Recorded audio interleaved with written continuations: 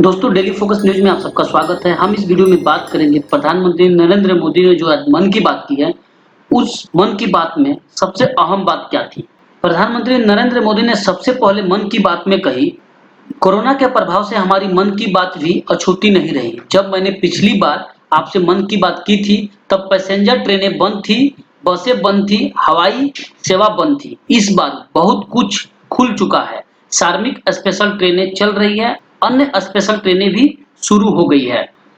तमाम सावधानियों के साथ हवाई जहाज उड़ने लगे हैं। धीरे धीरे उद्योग भी चलना शुरू हुआ है, यानी अर्थव्यवस्था का एक बड़ा हिस्सा अब चल रहा है, खुल गया है। ऐसे में हमें और ज्यादा सतर्क रहने की आवश्यकता है। 2 गज की दूरी का नियम हो, मुंह पर मास्क लगाने की बात हो सके वहां तक घर में रहना हो, ये सारी बातों का पालन, उसमें जरा भी ढिलाई नहीं बरतनी चाहिए।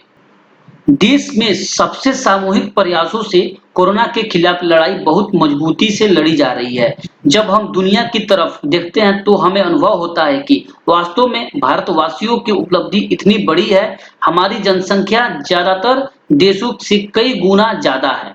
हमारे देश में चुनौतियां भी भिन्न प्रकार की है, लेकिन फिर भी हमारे देश में कोरोना उतनी तेजी से नहीं फैला पाया जितना दुनिया के अन्य देशों में फैला।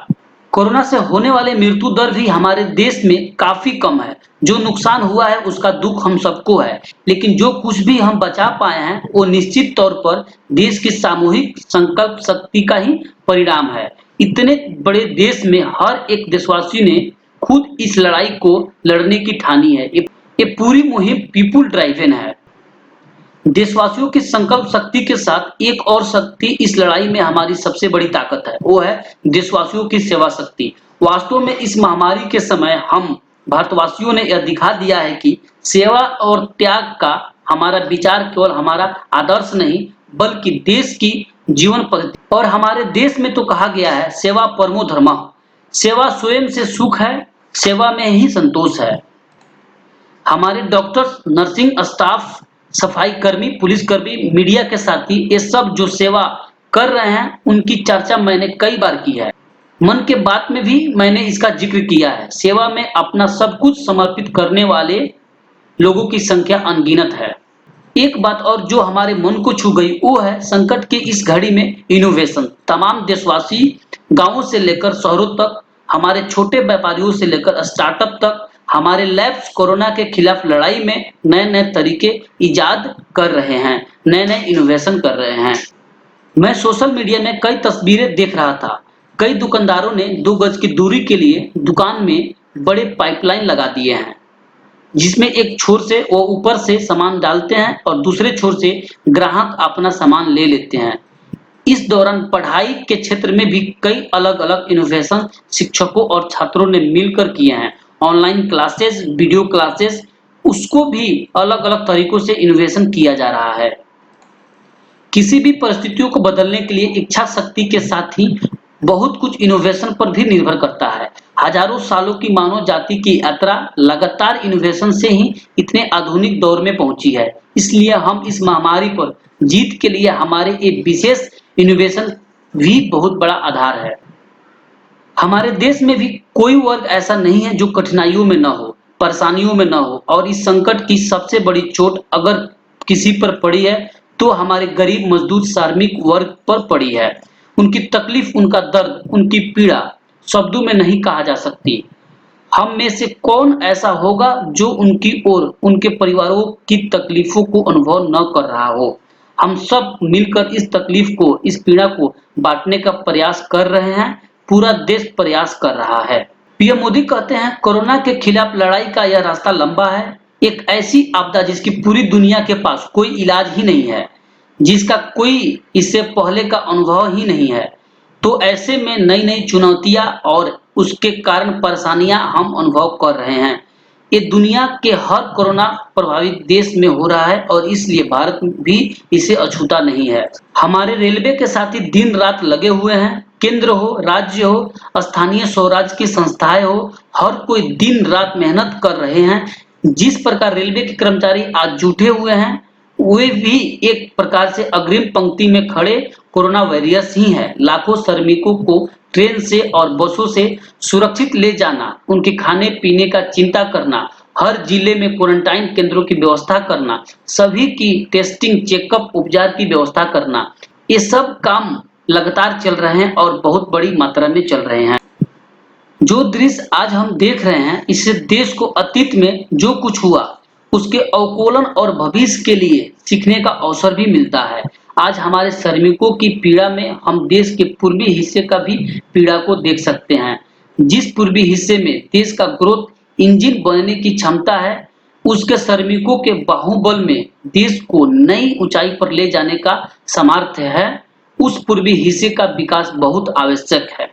कहीं श्रमिकों की स्किल मैपिंग का काम हो रहा है, कहीं स्टार्टअप्स इस काम में जुड़े हैं, कहीं माइग्रेशन कमीशन बनने की बात हो रही है। इसके अलावा केंद्र सरकार ने भी अभी जो फैसले लिए हैं, उससे भी गांवों में रोजगार, स्वरोजगार, लघु उद्योग से जुड़ी विशाल संभावनाएं खुली हैं। ये फैसले इन परिस्थितियों के समाधान के लिए हैं, आत्मनिर्भर भारत के लिए है। अगर हमारे देश, हमारे गांव आत्मनिर्भर बनते हैं, हमारे कस्बे, हमारे जिले, हमारे राज्य आत्मनिर्भर बनते हैं, तो उनके समस्याओं ने वो रूप नहीं लिया होता जिस रूप में वो आज हमारे सामने खड़े हैं। बहुत से लोगों ने यह भी बताया कि उन्होंने जो सामान उनके इलाके में बनाए जाते हैं, उनकी एक पूरी लिस्ट बना ली है। ये लोग अब इन लोकल प्रोडक्ट्स को ही खरीद रहे हैं और वोकल फॉर लोकल को प्रमोट कर रहे हैं। मेक इन इंडिया को बढ़ावा मिले, इसके लिए सब कोई अपना अपना संकल्प जता रहा है। पीएम मोदी ने आगे योग को लेकर बात की और कहा कि कोरोना संकट के इस दौर में मेरी विश्व के अनेक नेताओं से बातचीत हुई है, लेकिन मैं एक सीक्रेट जरूर आज बताना चाहूंगा। विश्व के अनेक नेताओं की जब बातचीत होती है, तो मैंने देखा इन दिनों उनकी बहुत ज्यादा दिलचस्पी योग और आयुर्वेद के संबंध में है। कुछ नेताओं ने मुझसे पूछा कि कोरोना के इस काल में ये योग और आयुर्वेद कैसे मदद कर सकते हैं। हर जगह लोगों ने योग और उसके साथ साथ आयुर्वेद के बारे में और ज्यादा जानना चाहा है, उसे अपनाना चाहा है। कितने भी लोग जिन्होंने कभी योग नहीं किया, वे भी या तो ऑनलाइन योग क्लास से जुड़ गए हैं या फिर ऑनलाइन वीडियो के माध्यम से भी योग सीख रहे हैं। सही में योग कम्युनिटी, इम्यूनिटी और यूनिटी सबके लिए अच्छा है।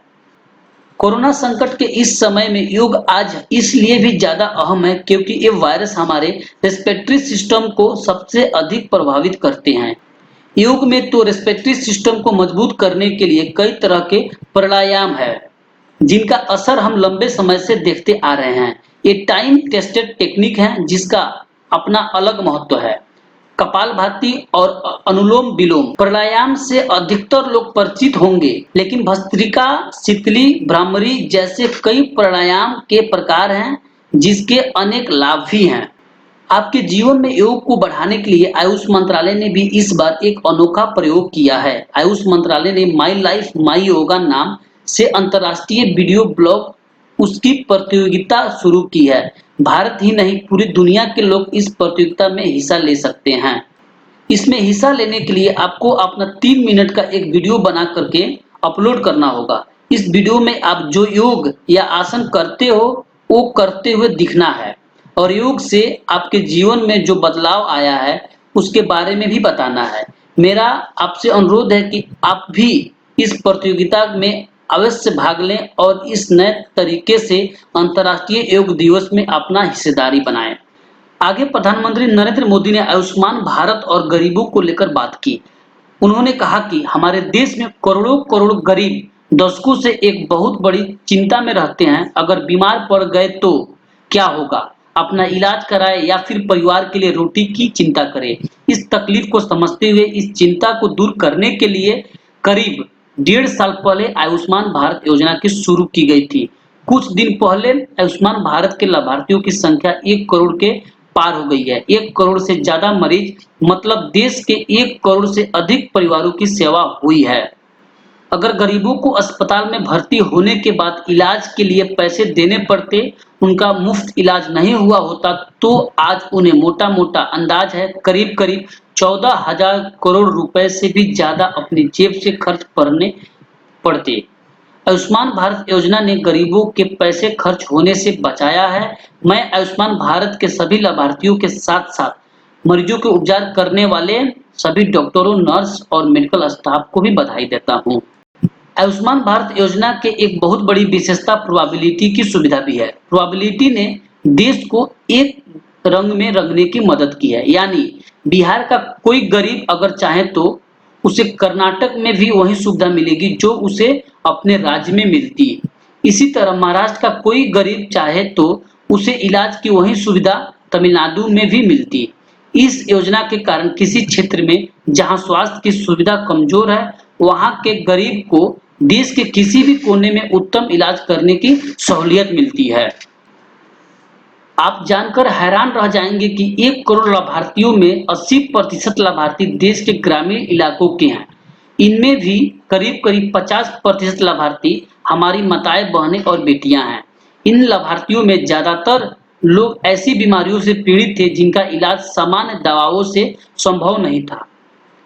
इनमें से 70% लोगों की सर्जरी की गई है। आप अनुमान लगा सकते हैं कि कितनी बड़ी तकलीफों से इन लोगों की मुक्ति मिली है। एक तरफ हम महामारी से लड़ रहे हैं तो दूसरी तरफ हमें हाल में पूर्वी भारत के कुछ हिस्सों में प्राकृतिक आपदा का भी सामना करना पड़ा है। पिछले कुछ हफ्तों के दौरान हमने पश्चिम बंगाल और उड़ीसा में सुपर साइक्लोन अम्फान का कहर देखा। तूफान से अनेकों घर तबाह हो गए, किसानों को भी भारी नुकसान हुआ।